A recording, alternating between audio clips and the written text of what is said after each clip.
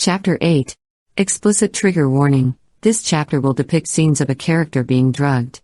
I know this is a fairly large spoiler, but I'd rather spoil something than trigger someone's trauma. Charlotte. 911. Give me your room number. This is an emergency.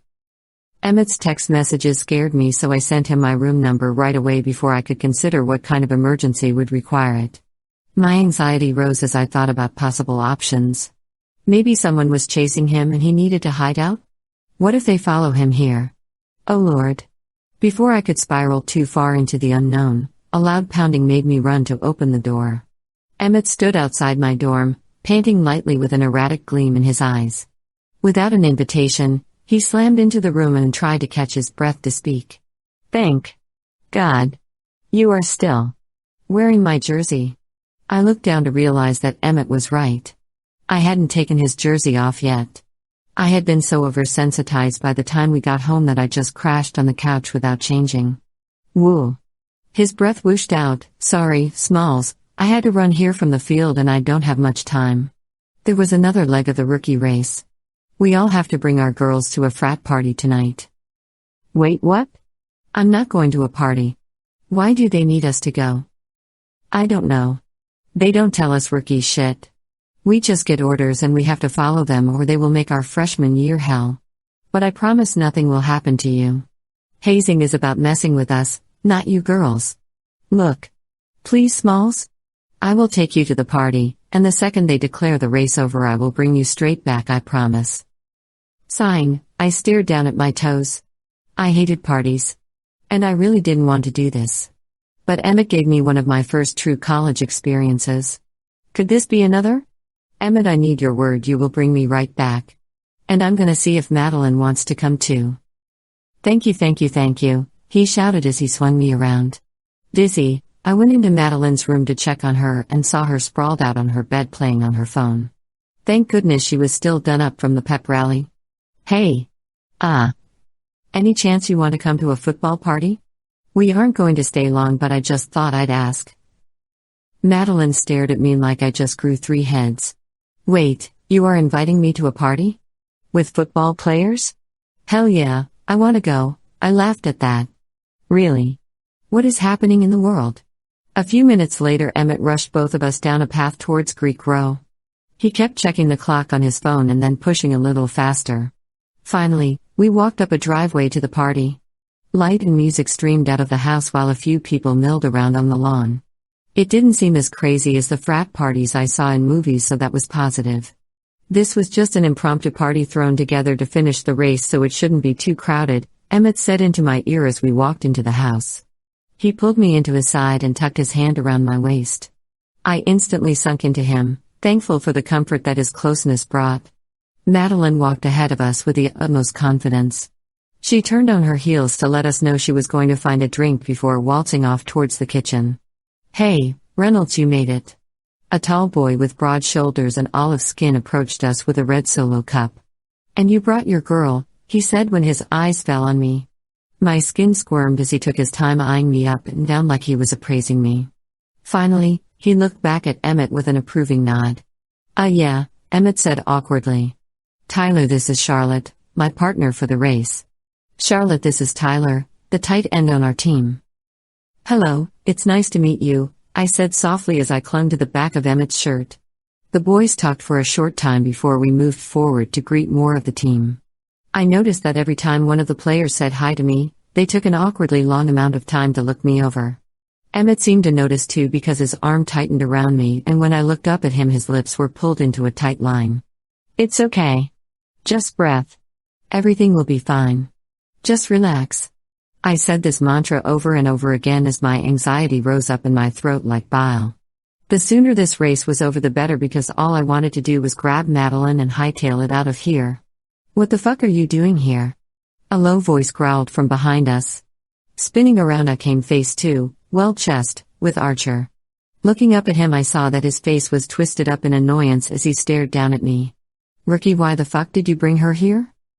Didn't you hear Tyler at the end of the pep rally? Emmett asked as he pulled me back a bit from Archer's glowering presence. Archer noticed that too because he narrowed his eyes at Emmett. The final challenge of the race was for all of us rookies to bring our girls back here. A loud voice interrupted us before we could say any more to each other. All Trojans, meet on the back deck for deliberation. Before the true winner of the rookie race is crowned, Tyler yelled from the top of the staircase.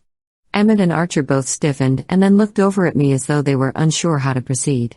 I stared back equally stressed as I really didn't want them to leave me alone. Okay, look, Charlotte, Archer said as he steered me towards a chair that was pushed against the wall. You are going to sit right here and not move, got it? The second we are done, I'll come right back and take you home, okay?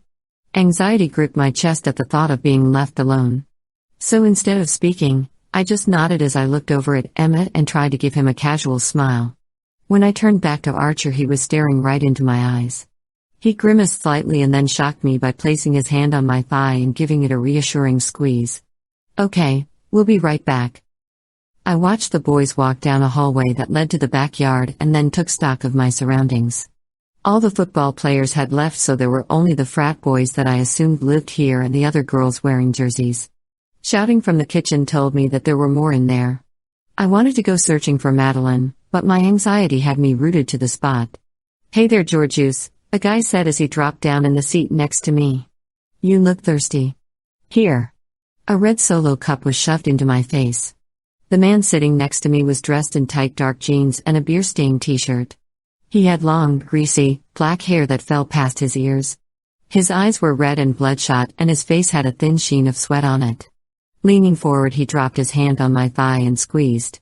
Unlike when Archer had just done that, this did not feel like it was meant to make me feel comfortable. Oh, no thank you, I'm fine, I squeaked out. Come on, drink up, you look like you need to have some fun, he said again as he shoved the cup in my hand. I was so overwhelmed with what I should do that I took the cup to appease him, but I didn't take a drink. Looking around for an escape route, I couldn't see anything. No one else seemed to realize or care that I was uncomfortable. The man's hand kept running up and down my thigh as he watched me, and I could feel my senses shutting down. Oh no. The anxiety attack that was creeping up on me was not going to be small or manageable. I needed to find a way to get away from this guy. Actually, I said with my strongest voice, I was just going to find my friend, so if you'll excuse me. I tried to stand up, but his large hand stopped me. Looking me straight in the eyes, he smiled. Let's go, gorgeous. I just want to make sure everyone's having fun. Take a drink and I'll go find your friend for you. My chest tightened as he grabbed my hand and brought the cup up to my lips forcibly. Fear gripped me as I tried to keep a clear mind, but my vision was already blurred from unshed tears and my body acted on its own accord. Liquid sloshed against my lips and I took a drink before yanking my head back with a cough. He seemed satisfied that I had finally had some of the alcohol, so he got up and with a wink he sauntered away from me. Once he was gone, my body relaxed back into the chair. I spent a few minutes taking deep breaths and trying to quietly ground myself as some of the anxiety seeped away. Knowing I needed to find Madeline soon, I tried to stand up, but my head spun and I fell back down. What the heck? I tried to look around, but I couldn't clearly focus on anything. It was as though my head was underwater. My body was so heavy that it seemed impossible to stand up. Panic set in as I realized this was not the effects of one sip of alcohol. I needed help and I needed it now. Putting all of my strength and determination within me, I managed to push myself up until I was standing. My eyes locked on the hallway that I had seen the boys walk down and I stumbled towards it. The hallway was dark, but I could see a door on the other end with a light shining through. Every step I made towards the door took every ounce of my energy. I could barely keep my eyes open, but I knew I had to keep pushing forward. I sent out a silent prayer that I was headed in the right direction for help and reached for the doorknob. My body slammed into the door as I tried to turn the knob. My coordination was completely off and my hand could barely keep the grip. I finally felt the knob turn and click. With a grateful sigh, I went to push the door open, but before I could, a hand snapped tightly on my wrist and then everything went black. Okay. Of all the chapters I have asked for feedback on, this is by far the one I want most. Was the trigger warnings enough? Too much of a spoiler? Is there anything I could have done better? This is a scenario that actually happened to a friend of mine and I thought it was important to show. We all hear 100 over that we shouldn't take drinks at a party and we all swear we never would. But it's very different when you are in an intimidating situation. E.M.